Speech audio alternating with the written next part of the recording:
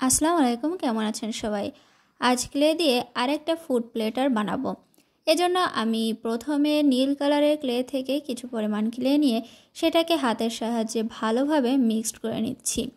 এরপরে এটাকে একটা টুলসের সাহায্যে গোল শেপ দিয়ে হালকা করে চাপ দিয়ে একটা রাউন্ড শেপ বানিয়ে নিচ্ছি। যেহেতু আমি ফুড প্লেটার বানাচ্ছি সেজন্য একটা প্লেটার তো খুবই জরুরি। আমি নীল কালার দিয়ে একটা প্লেটই বানিয়ে নিচ্ছি। তো এরপরে আমি আবারও নীল কালারের ক্লে নিয়ে সেটাকে একটা লম্বা শেপ দিয়ে নিচ্ছি।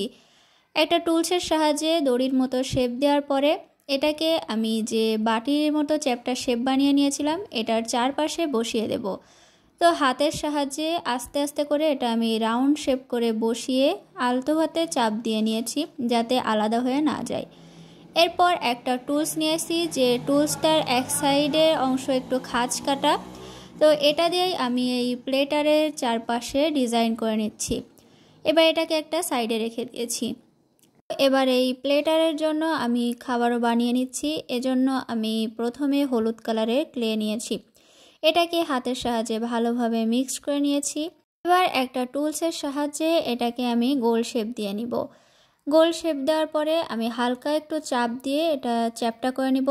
একদম রুটির যেরকম শেপ হয় সেরকমভাবে একটা শেপ দিয়ে নিয়েছি।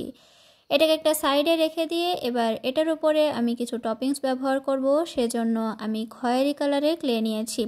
এই খয়েরি কালারের ক্লে দিয়ে আসলে আমি সসেজ বানিয়ে নিয়েছি। এটাকে আমি যে রুটির মতো একটা শেপ বানিয়ে রেখেছিলাম সেটার একদম মাঝ বরাবর সেট করে নিয়েছি। এবার সবুজ কালারের ক্লে নিয়ে এটাকে একটা লম্বা শেপ করে নিয়ে সেটাকে হালকা করে চাপ দিয়ে চ্যাপটা করে নিয়েছি। এবার এটাকে আমি লেটুসের শেপ দিয়ে নিব। এজন্য হাতের সাহায্যে আমি ভাঁজ করে লেটুসের শেপ দিয়ে নিচ্ছি। এটাকে আমি যে সসেজ বানিয়েছিলাম সেটার মাঝখানে বসিয়ে দিয়েছি। এর উপরে আমি টমেটোর স্লাইস বোঝানোর জন্য লাল কালারের ক্লে নিয়ে সেটাকে একটা টুলসের সাহায্যে চ্যাপটা করে নিয়েছি। এবার এটাকে মাঝ বরাবর কেটে নিয়ে আমি সসেজের উপরে যে লেটুস দিয়েছিলাম তার উপরে বসিয়ে নিচ্ছি। এ দিয়ে বিভিন্ন ধরনের ফুড প্লেটার বানাতে আমার অনেক ভালো লাগে এবং এগুলা পুরোটা বানানোর পরে দেখতেও কিন্তু অনেক সুন্দর লাগে। এবার আমি হোয়াইট সস বোঝানোর জন্য এখানে সাদা কালারের ক্লে ব্যবহার করছি। এটাকে একটা টুলসের সাহায্যে আমি লম্বা শেপ দিয়ে নিয়েছি। এবার এটাকে সস যেরকম একটু আঁকা বাঁকা করে দেওয়া থাকে সেই শেপ অনুযায়ী এই টপিংসগুলোর ওপরে বসিয়ে নিয়েছি। এরপর আমি টিয়া কালারের সাথে হালকা একটু সাদা কালার মিক্সড করে একদম হালকা টিয়া কালার বানিয়ে সেটাকে কেচি দিয়ে কেটে কেটে আমি টপিংস হিসেবে ব্যবহার করছি। এগুলাকেও আমি এর উপরে সেট করে দিচ্ছি।